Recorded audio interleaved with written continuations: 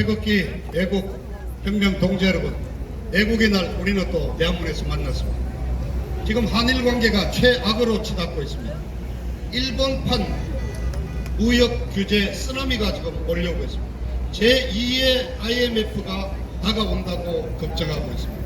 오늘 이 말씀 좀 드리겠습니다. 일본이 지난주에 세 종류의 화공약품 수출 규제를 발표했습니다. 수출 안 한다는 게 아니고 할 때 일본 정부가 검사를 해서 허가를 내주겠다. 세 가지 화공약품, 별거 아닙니다. 금액도 얼마 안 돼요. 일본이 팔아먹는 가격이 한 5천억 원밖에 안 된다. 그런데 이거를 수입해 와서 우리가 만드는 품목이 문제입니다. 바로 여러분이 들고 계시는 휴대폰과 반도체 그 회로와 기판입니다.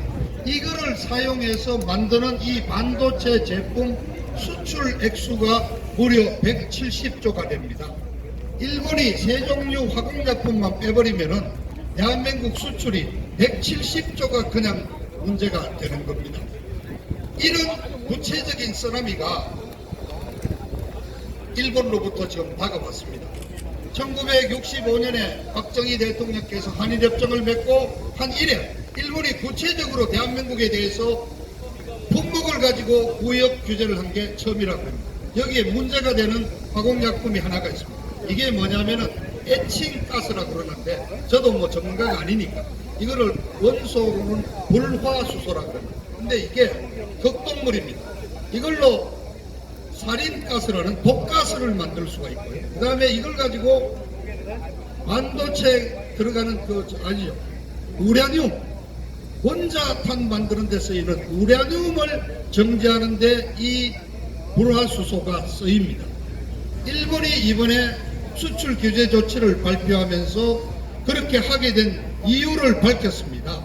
자, 한국 어느 수입업체가 이 불화수소를 일본로부터 다량으로 수입을 해 갔는데 그 행방이 묘연하다 이거예요.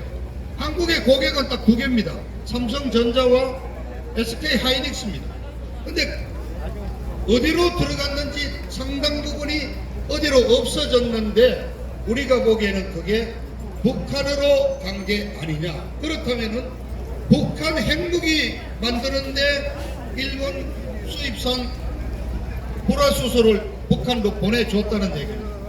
그래서 국제 안보상에 문제가 생겼기 때문에 이 화공약품의 수출을 우리가 지켜보겠다 이렇게 된 겁니다. 여러분, 만일 이 일본 측 주장이 사실로 판명이 되면은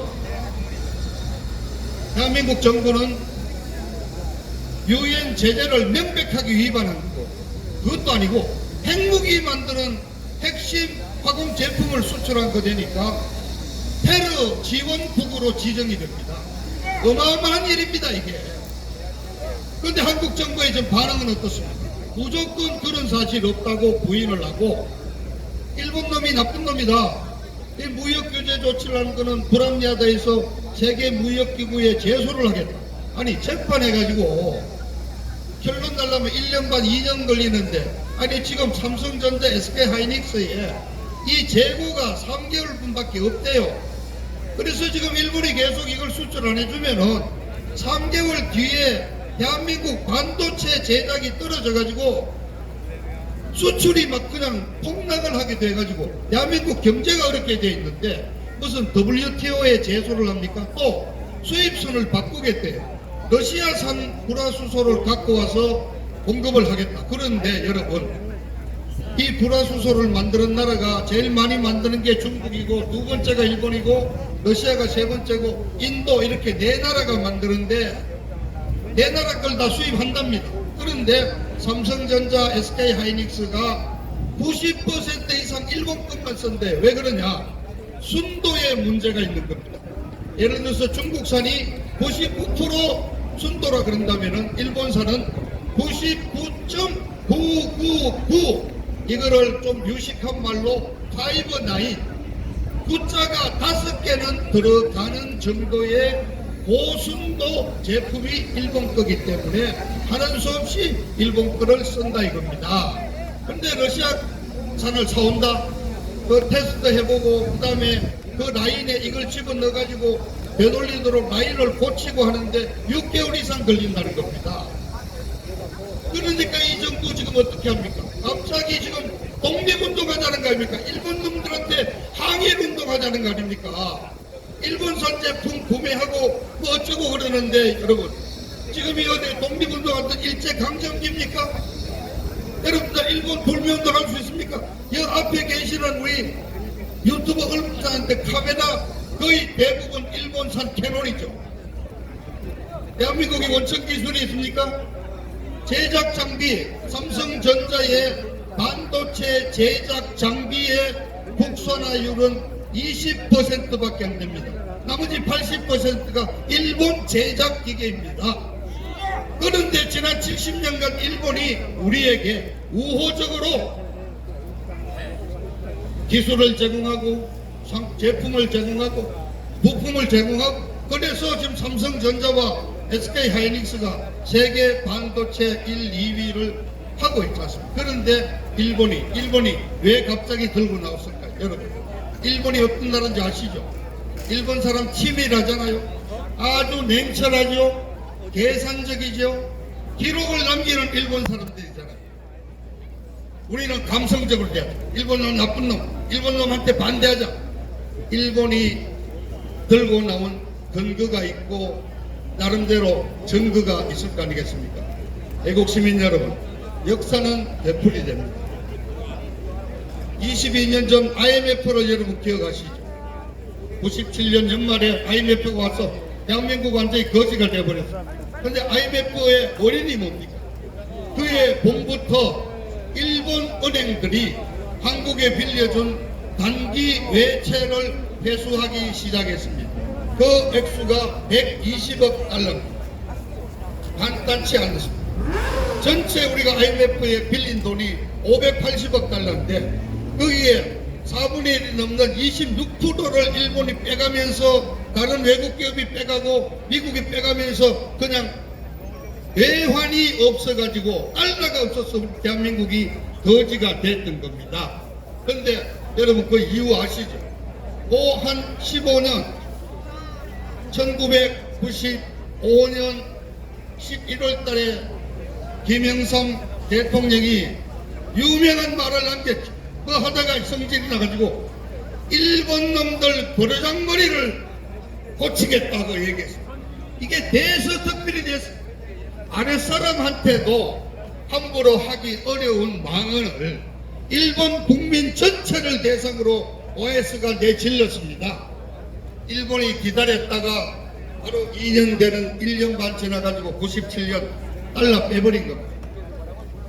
지금 똑같은 일이 벌어지고 있습니다. 22년 만에. 여러분 문재인이가 17년 5월 9일 날 대통령 당선되고 나서 한 며칠 있다가 아베 일본 총리와 통화를 했습니다. 처음 통화를 하는데 또 뭡니까? 서로 덕담 주고받는 거 아닙니까? 뭐 축하한다. 이제 좀 잘해보자 하는데 그 전화에서 문재인이가 뭐를 얘기했는지 아십니까? 위안부를 보상을 해주고 문제를 해결하기 위한 화해치유재단을 오늘 당장 활동 중단하고 없애겠다 그랬습니다. 박근혜 대통령이 한일 관계를 어떻게인가 봉합해보려고 고심 끝에 2년 넘게 고심해서 만들어낸 2015년 12월 달에 만들어낸 화해치유재단 없애겠다고 첫 통화에서 바로 문재인이가 아베 총리한테 첫 통화에서 반일하겠다고 아예 선전포고를 한 겁니다. 그렇지 않습니까 여러분?